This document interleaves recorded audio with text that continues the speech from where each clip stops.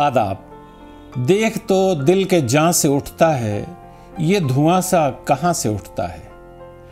عشق ایک میر بھاری پتھر ہے، عشق ایک میر بھاری پتھر ہے، کب یہ تجھ ناتواں سے اٹھتا ہے۔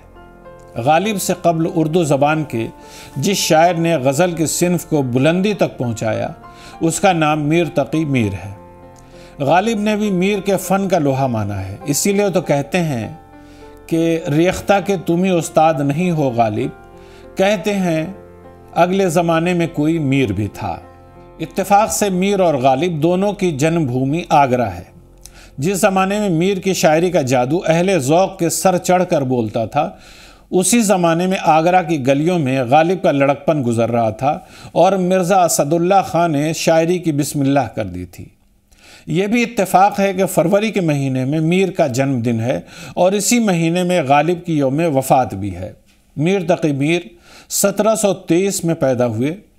ٹھیک سے تعلیم بھی نہیں ہو پائی تھی کہ لڑکپن میں ہی والد کا انتقال ہو گیا اور گھر خاندان کی ذمہ داریاں ننھے میر کے کندھوں پر آ گئیں۔ یہیں سے میر کی زندگی میں رنج و الم کے دور کا آغاز ہو گیا۔ زندگی میں اس قدر ذہنی اور جسمانی مصیبتیں جھیلیں کہ پاگلوں جیسی حالت ہو گئی۔ دکھ درد ان کی زندگی کا سرمایہ ہے اور ان کی شاعری کا سرمایہ بھی ہے۔ زخم جھیلے داغ بھی کھائے بہت، دل لگا کر ہم تو پچھتائے بہت۔ میر سے پوچھا جو میں عاشق ہو تم، ہو کہ کچھ چپکے سے شرمائے بہت۔ اردو شاعری میں میر تقی میر کا مقام بہت اونچا ہے۔ انہیں ناقدین نے یوں ہی خدائے سخن کے خطاب سے نہیں نوازا۔ وہ اپنے زمانے کے ایک منفرد شاعر تھے اور ہر دور کے لیے ایک مثال ہیں۔ مت سہل ہمیں جانو پھرتا ہے فلک برسوں، تب خاک کے پردے سے انسان نکلتے ہیں۔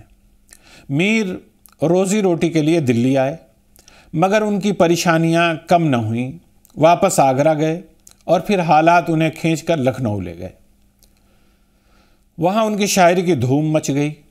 نواب آصف الدولہ نے ماہوار وظیفہ مقرر کر دیا اور میر آرام سے زندگی بسر کرنے لگے۔ لکھنؤ میں ہی بیوی اور بیٹی کی موت کا صدمہ انہیں جھیلنا پڑا اور آخر کار اسی شہر میں ان کی آخری آرام گاہ بھی بنی۔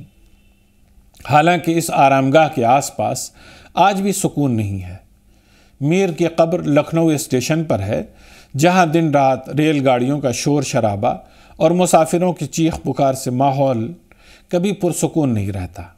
حالانکہ انہوں نے کہا تھا، سرہانے میر کے کوئی نہ بولو، ابھی ٹک روتے روتے سو گیا ہے۔ ہر شاعر اپنے ماحول کی پیداوار ہوتا ہے۔ اس کی زندگی اور سماج میں رونما ہونے والے واقعات، حادثات اسے متاثر کرتے ہیں۔ میر کے ساتھ بھی یہی معاملہ پیش آیا۔ میر کی ذاتی زندگی میں ہی اتھل پتھل نہیں تھی، بلکہ ان کا زمانہ بھی سیاسی افراتفری کا دور تھا۔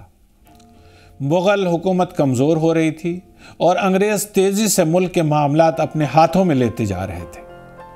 کئی چھوٹے چھوٹے گروہ بھی بستیوں پر قبضہ کرتے اور لوٹ پاٹ مچاتے تھے۔ ان حالات نے ان کی شاعری کو متاثر کیا۔ اس عہد میں الہی محبت کو کیا ہوا، چھوڑا وفا کو ان نے مروت کو کیا ہوا۔